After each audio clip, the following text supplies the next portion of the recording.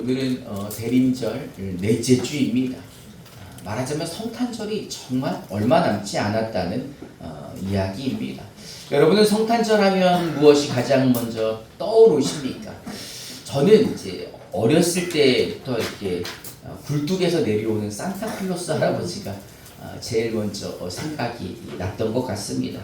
사실 이제 저희 어렸을 때만 해도 이 세상이 똑똑하지 못했잖아요. 스마트한 폰도 없고 또 여러 가지 정보를 알 수 없기에 사실 저는 이제 진짜 산타 할아버지가 있는 줄 알았죠.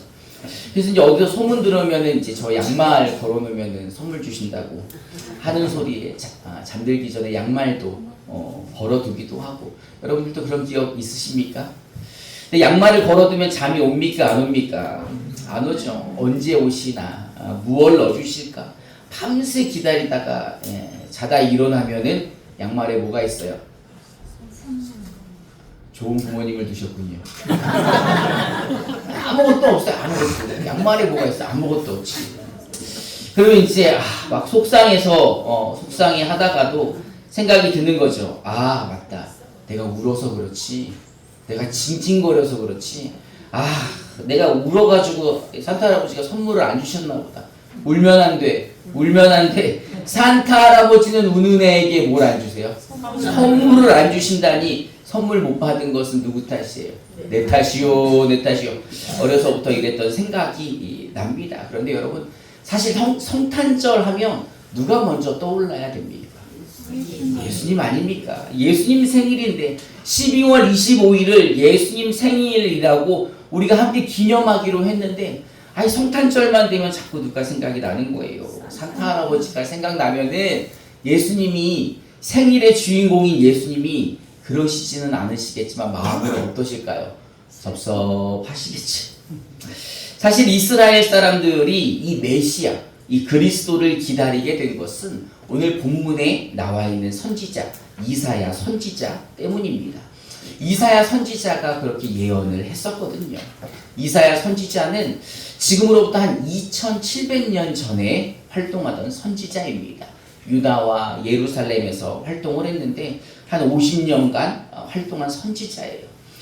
이사야 선지자가 활동하던 당시에 그 남유다 그리고 예루살렘은 상황이 그리 좋지 않았습니다.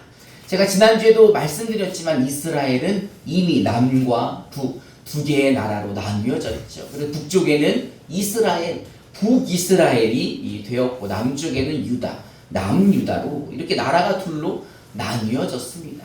그나마 작은 나라가 이렇게 둘로 나뉘어졌으니 얼마나 힘이 약해졌겠습니까? 근데 이스라엘의 특징은 잘 알고 계시듯이 주변의 강대국들이 너무 많다는 거예요. 먼저 이 아람 지도를 잠깐 보면, 이 지도에 보면은 이스라엘, 사마리아와 예루살렘 위에 보면 아람이라는 나라가 있습니다. 수리아라고도 하죠. 그 위에 보면은 아수르가 크게 있고, 옆에는 바벨론 제국이 있고, 아래로는 애굽이 있고, 이런 식으로 주변에 이제 큰 나라들이 있는 거죠. 근데 이제 북이스라엘이 아람이랑 붙어 있습니다. 이제 그 위에는 아수르가 성장을 하고 있는데, 이 아수르라는 나라가 아예 남쪽으로 이 세력을 좀 넓혀야 되겠다라는 생각을 가지고 남하 정책을 하기 시작합니다. 그러니 이제 남쪽으로 내려가면서 제일 먼저 만나는 나라가 어디예요? 아람이라는 나라를 만나는 거예요. 그러니까 이제 이 수리아라는 나라도 힘이 셌었는데 아수르가 점점 힘이 세지니까 어디랑 연합을 해야 되겠어요? 남하 정책을 하니까 남쪽에 있는 나라들이랑 힘을 합쳐야 되잖아요. 그래서 북이스라엘과 남유다가 같이 합쳐서 아수르를 대항하기를 제안을 합니다. 그게 이제 오늘 본문의 상황이 이제 그런 상황이에요. 그래서 이제 아람은 먼저 북이스라엘과 동맹을 맺습니다. 그리고 이제 남유다와 동맹을 하려고 하는데 남유다가 동맹을 하려고 하지 않는 거예요. 그래서 이제 북이스라엘과 아람이 힘을 합쳐서 우리와 동맹해서 아수르를 대적하자라는 마음으로 예루살렘을 공격하게 됩니다. 우리 이사야 7장 1절을 우리말 성경으로 함께 봉독해 봅시다. 시작. 우시아의 성자여 유다의 아들이 아하스가 유다의 왕으로 다스릴 때 하나님의 진노가 유다의 아들이 이스라엘 왕 내가 예루살렘과 성전을 하기 위해 올라왔다. 그러나 그들은 예루살렘을 정복할 수 없었다. 아멘. 그러나 그들은 예루살렘을 정복할 수가 없었다. 우시아의 손자 요담의 아들인 아하스가 유다 왕으로 있는데 이 아람의 왕 르신, 그 다음에 이 북이스라엘의 왕이었던 베가, 이 둘이 힘을 합쳐서 예루살렘을 공격했다는 거예요. 근데 예루살렘을 정복할 수가 없다는 겁니다. 그래서 이 예루살렘을 정복할 수 없지만 그래도 작은 나라니까 몇 번 더 하면 될 수 있겠죠. 근데 사실은 하나님이 유다를 지켜주셨으니까는 정복할 수 없었겠지만 이 유다 입장에서는 너무너무 두려운 거예요. 이 북이스라엘도 자기네보다 남유다보다 힘이 센데 그 위에 아람과 힘을 합쳐서 공격을 하니 이걸 언제까지 버틸 수 있을까라는 생각을 하게 된 거죠. 그래서 왕이 너무 무서워서 떨게 됩니다. 얼마나 무서워하는지 7장 2절을 우리말 성경으로 함께 봉독해 봅시다. 시작.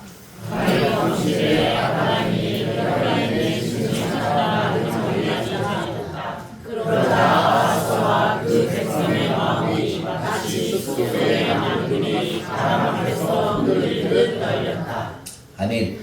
아람이 에브라임은 이제 북이스라엘을 말하는 거예요. 이 에브라임과 같이 연합했다는 소식을 듣고 아하스 왕이 백성들과 함께 떨기 시작하는데 어떻게 떨었다는 거예요? 숲에서 나무들이 바람 앞에서 떠는 것처럼 사시나무 떨듯이 덜덜덜 떨었다는 거죠. 그러니 얼마나 무섭겠습니까? 이 전쟁이라는 게 너무너무 무섭잖아요. 그러니 이 남유다 입장에서는 동맹을 해야겠습니까? 안 해야겠습니까? 동맹을 해야겠죠. 근데 이때 하나님께서 이제 말씀을 하시는 거예요. 이때 이런 상황에서 아수르는 그 위에서부터 밀고 내려오고 북이스라엘과 아람이 연합해가지고 같이 동맹하자고 남유다를 괴롭힐 때 이때 하나님이 이사야 선지자를 통해서 이렇게 말씀하신다는 겁니다. 우리 7장 3절부터 4절을 우리말 성경으로 함께 봉독해 봅시다. 시작. 그러자 여호와께서 이사야에게 말씀하셨다. 너와 내 아들 스마야 야곱은 세탁자의 들판 길가에 있는 윗저수지의 숲으로 끝으로 나가서 아하스를 만나거라. 그리고 그에게 이렇게 말하여라. 조용히 기다리고 두려워하지 마라. 아람 왕 르신과 르말리아의 아들이 인도한다 할지라도 그들은 연기나는 두 부지기에 험하게 불과하니 거기에 마음을 약해지지 마라. 아멘. 하나님께서 유다 왕 아하스에게 두려워 말고 약해지지 마라 라고 하는 말씀을 이사야 선지자와 그 아들 이사야 선지자의 아들을 데리고 가서 이 만나가지고 이야기를 하라는 겁니다. 그래서 이야기하면서 이 북이스라엘과 아람 연합군은 뭐 같다는 거예요? 연기나는 부직대니 이 나무 토막. 궁금하시면 이따가 그 벽난로에 있는 나무 보시면 돼요. 그 불타고 있는 나무 토막에 불과하니까 무서워하지 마라. 그들이 어떤 음모를 꾸미든지 두려워하지 말라 라고 말씀하십니다. 우리 7장 5절부터 9절을 우리말 성경으로 한 절씩 교독해 봅시다. 제가 먼저 5절을 봉독하겠습니다. 아람과 에브라임과 르말리아의 아들이 음모를 꾸미며 말하기를 우리가 유다로 밀고 올라가 구원을 주고 세상에서는 아벨의 아들을 왕으로 세워 버리자고 하지만 주 여호와가 말한다. 그런 일은 일어나지 않는다. 그런 일은 없을 것이다. 아람의 머리는 다메섹이고 다메섹의 머리는 이스라엘이 때문이다. 그리고 25년 안에 에브라임은 산산조가 들어서 더 이상 한 교육이 되지 못할 것이니 합니다. 함께 봉독해 봅시다. 또한 에브라임의 머리는 사마리아이고 사마리아의 머리는 르말리아의 아들일 뿐이기 때문이다. 만약 너희가 굳게 믿지 않으면 결코 굳게 서지 못할 것이다. 아멘. 아람과 이 북이스라엘 연합군이 만약에 유다로 밀고 올라와서 이 다부엘의 아들을 왕으로 세워버리자, 또 아하스를 없애고 그를 왕으로 세우자라고 하지만 하나님께서 말씀하시는 거예요.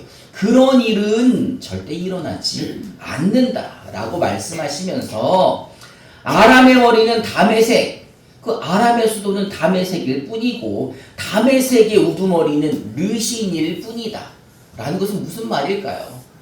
그냥 단지 르신은 누구에 불과하다는 거예요? 사람에 불과하다는 겁니다. 이 에브라임의 머리는, 그의 수도는 사마리아고 사마리아의 우두머리가 르말리아의 아들일 뿐이다. 그는 그냥 단지 사람일 뿐이다. 그러니 만약에 굳게 믿지 않으면, 네가 나를 굳게 믿지 않으면 결코 굳게 서지 못할 것이다. 하나님을 믿지 않으면 두려워할 수밖에 없다라는 말씀이에요. 그러니 누구 의지하라는 겁니까? 하나님을 의지하라라고 말씀하고 계시는 거예요. 그리고 하나님은 이사야를 통해 다시 말씀하십니다. 우리 7장 10절부터 13절을 우리말 성경으로 한 절씩 교독해 봅시다. 제가 먼저 10절을 봉독합니다. 여호와께서 다시 아하스에게 말씀하셨다. 너는 하나님 여호와께 저 깊은 무덤에서 오는 것이든 저 온누리에서 오는 것이든 그들을 구해보아라. 그러나 아하스가 말했다. 저는 요구하지 않겠습니다. 여호와를 시험하지 않겠습니다. 그러자 이사야가 말하다. 다윗 왕씨는 이제 들으십시오. 다윗 왕씨는 사람들을 지지 않고 도망하라. 이제 내 하나님마저 지지 않으리라. 아멘. 하나님께서 이사야를 통해 하나님께 표적을 보여달라고 요구해라. 이 말은 너 하나님께 기도해라. 기도가 뭐예요? 하나님을 의지한다는 표시 아닙니까? 너 하나님께 도움을 구해라. 하나님을 의지해라. 너 지금 하나님을 붙잡을 때다 라고 이야기를 하는데 아하스 왕이 뭐라고 하는 거예요? 저는 하나님께 요구하지 않겠습니다. 저는 하나님을 시험하지 않겠습니다 라고 말하는 거예요. 이게 어떻게 보면은 믿음 있는 소리 같기도 하고, 어떻게 보면 내가 하나님께 부담을 주지 않겠다는 말인 것 같기도 하지만, 집에서 세대주가 누구예요? 아버지가 세대주인데, 내가 세대주인데 집에 우리 아들들한테 무슨 큰 문제가 생겼어요. 그러면 누구한테 얘기하는 게 당연해요? 아버지한테 얘기하는 게 당연한데, 이 아들이, 우리 이 사유리가 저 아빠 필요 없어요. 아빠 도와주지 않아도 돼요. 내가 봤을 때는 너는 도움이 필요한데 도움이 필요 없다고 이야기하는 것과 마찬가지인 거예요. 하나님이 다스리시는 남유다의 그 왕이 하나님의 도움이 필요 없다. 지금 이게 이 위기 상황에서 하나님의 도움이 필요 없다. 나는 이런 거 가지고 하나님 시험하지 않겠습니다. 하나님이 도와주실지 안 도와주실지 난 그걸로 불안해하지 않겠습니다 라는 말은 하나님을 무시하는 거죠. 그죠? 근데 이 아하스가 이렇게 말했던 이유가 있는 거예요. 그러니까 진짜 이 다른 꿍꿍이가 있어서 하나님의 도움이 필요 없다고 한 거죠. 사실은 하나님의 도움이 필요 없다고 한 것은 누구를 무시하는 거예요? 하나님의 능력이 없다라고 하나님을 무시하는 겁니다. 그에게 어떤 마음이 있었나? 우리 열왕기하 16장 5절부터 10절을 우리말 성경으로 한 절씩 교독해 봅시다. 제가 먼저 5절을 봉독합니다. 그 후 아람 왕 르신과 르말야의 아들인 이스라엘 왕 베가가 예루살렘으로 올라와 전쟁을 일으켰습니다. 그들은 아하스를 포위했지만 굴복시키지는 못했습니다. 그때 아람 왕 르신이 아람의 병이 그러자 애굽 사람들을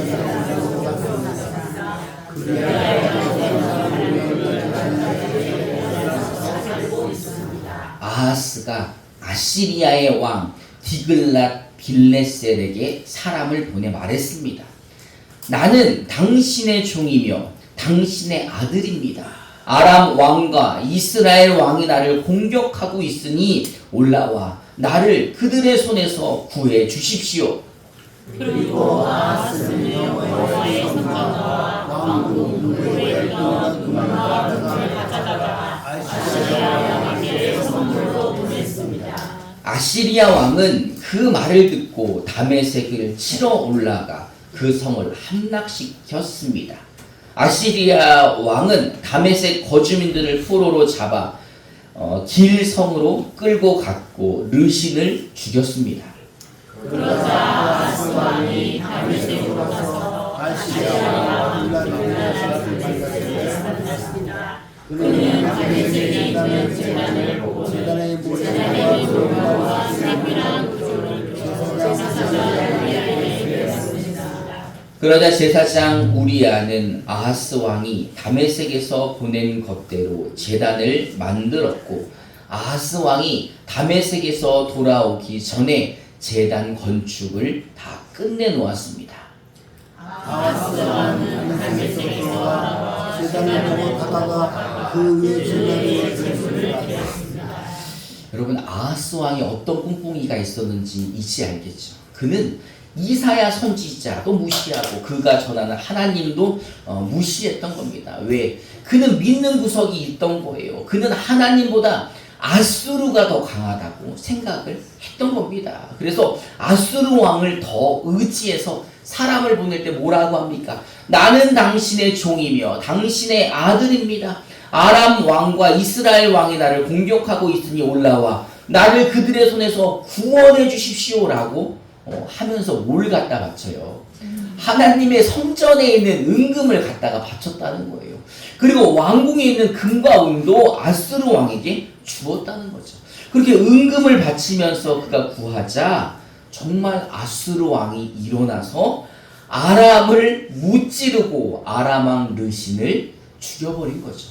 그러니 놀랍습니까? 안 놀랍습니까? 그 어마무시한 그 아람을 멸망시키고 그 왕을 죽여버렸으니 놀랄 수밖에 없죠. 그래서 이 아하스가요 다메섹으로 이 아수르 왕을 만나러 갈 때 다메섹에 있는 제단을 보고 놀래서 이거랑 똑같은 거 만들어서 나도 여기다 제단을 쌓고 제사를 드려야 되겠다 라고 해서 그거를 이렇게 만든 거예요. 이렇게 그려가지고 제사장에게 보내서 어떻게 하라는 거예요. 이거 나오기 전에 다 만들어 놓으라는 거죠. 이 말의 뜻은 뭡니까? 이가 하나님을 믿고 있던 사람이 아니라 그는 이미 마음속에 우상을 숭배하고 있던 사람이었고 하나님보다는 아수르의 왕을 더 대단하게 생각하며 그를 믿고 섬기고 그가 믿는 신들을 우상으로 섬겼다는 겁니다. 그러니 하나님이 보시기에 화가 나실까요? 나시지 않을까요? 졸고 계셔가지고 잘 모르시는 거 다시 한번 여쭤볼게요. 이 정도 되면 하나님이 화가 나실까요? 그냥 섭섭하고 끝나실까요? 화가 나시겠죠. 그래서 이사야 선지자를 통하여서 하나님이 그들을 멸망할 것을 예견을 하십니다. 그 어마무지한 아수르가 누구에게 멸망당합니까? 바벨론에게 멸망을 당하죠. 그 큰 나라 아람을 무찌른 아수르를 이 더 큰 나라 바벨론이 무찌르게 되는 겁니다. 그러면서 이 북이스라엘은 정말 산산조각이 나고 남유다도 다 포로로 끌려가게 되죠.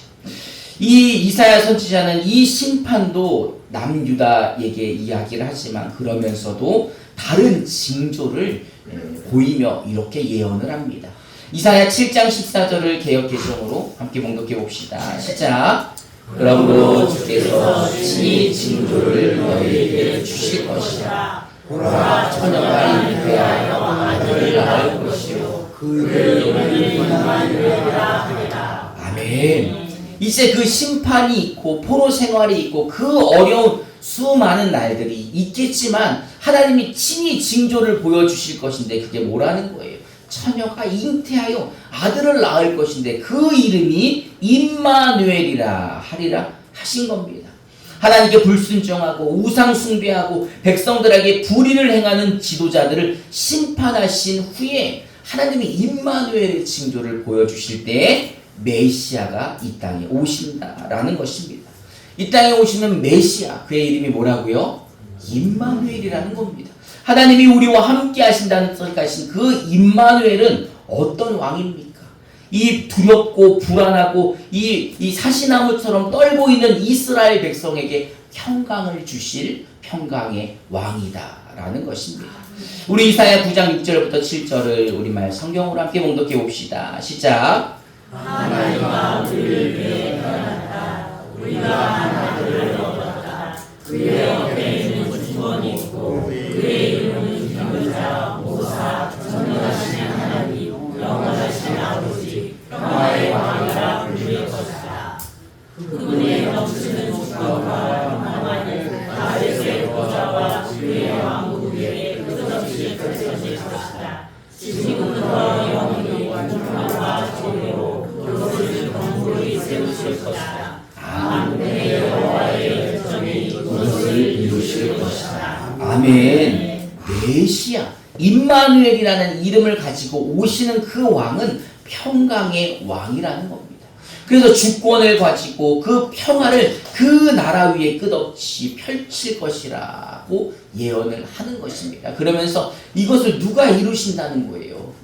하나님의 열심히 여호와의 열정이 이것을 이룬다라고 예언하고 선포하고 있는 것입니다. 하나님을 의지하지 않고 아수르의 왕을 의지했던 남유다. 그러나 이 아수르보다 더 강한 나라 바벨론에게 아수르와 함께 남유다도 멸망을 하고 맙니다. 그리고 이스라엘 백성들은 오랜 기간 동안에 메시아, 임마누엘이라고 이름하는 그 평강의 왕을 기다리고 있었던 것입니다. 그렇게 세월이 흐르고 700년 가까이가 흐르면서 드디어 유대 땅 베들레헴의 동정녀 마리아를 통해 한 아이가 이 세상에 태어나게 되는 겁니다. 우리 마태복음 1장 21절부터 23절을 개역개정으로 한 절씩 교독해 봅시다. 제가 먼저 21절을 봉독합니다. 아들을 낳으리니 이름을 예수라 하라. 이는 그가 자기 백성을 그들의 죄에서 구원할 자이라 하니라. 이 모든 일이 이루어지는 주께서 선하신 말씀을 이루하심이니 함께 봉독해 봅시다. 보라 처녀가 잉태하여 아들을 낳을 것이요 그의 이름은 임마누엘이라 하리라 하셨으니 이를 번역한 즉 하나님이 우리와 함께 계시다 함이라. 아멘. 여러분, 우리는 참 복된 사람들 아닙니까? 아람의 공격으로 두려워했던 이스라엘, 아수르로 인하여서 북이스라엘이 무너지고, 그 다음에 바벨론으로 인해서 남유다가 무너지고, 그 이후로도 페르시아와 로마로 인해 이스라엘 백성들은 피폐해져 있는 상황 가운데서 그들은 메시아를 찾고 불렀습니다. 근데 그렇게 기다리고 고대하던 메시아가 이 땅에 오셨고 그 평강의 왕이 지금 누구와 함께 하신다는 겁니까? 누구와 함께 하신다고요? 나와 함께 하심을 믿으십니까? 그 평강의 왕이 나와 함께 하시는데 아직도 평안하지 않는다면 평강의 왕에게 문제가 있는 겁니까? 내게 문제가 있는 겁니까? 누구야? 전 아무 말도 안 했어요. 여러분들에게 문제가 있습니까? 그렇다면 여러분 기도하시기 바랍니다. 우리 안에 있는 평강의 왕에게 기도하시기 바랍니다. 예수님, 내 안에 이미 계신데 왜 나는 평안을 누리지 못하고 있습니까? 평강의 왕이 내 안에 계시는데 아직도 나는 왜 그 다스림을 받지 못하고 있습니까? 여러분, 하나님께 기도하시기 바랍니다. 예수님은요 2000년 전에 오셨습니다. 그리고 지금 우리와 함께 계시지만 다시 오시겠다고 약속하셨습니다. 이제 우리는요 그 약속을 붙잡고 다시 오실 예수님을 소망하면서 기다려야 하는 겁니다. 그런데 우리가 기다릴 수 있는 것은 누가 우리와 함께 하시기 때문입니까? 그 평강의 왕이신 그 그리스도 예수가 우리와 함께 하시니 우리가 그의 다스림을 받는다면 우리가 평안을 누릴 수 있다라는 것입니다. 그러니 여러분, 이제 다시 오실 임마누엘을 소망하며 평강의 왕이신 예수 그리스도와 함께 날마다 승리하시기를 주님의 이름으로 축원합니다. 이 시간 우리 함께 찬송하고 기도하는 시간 갖도록 하겠습니다.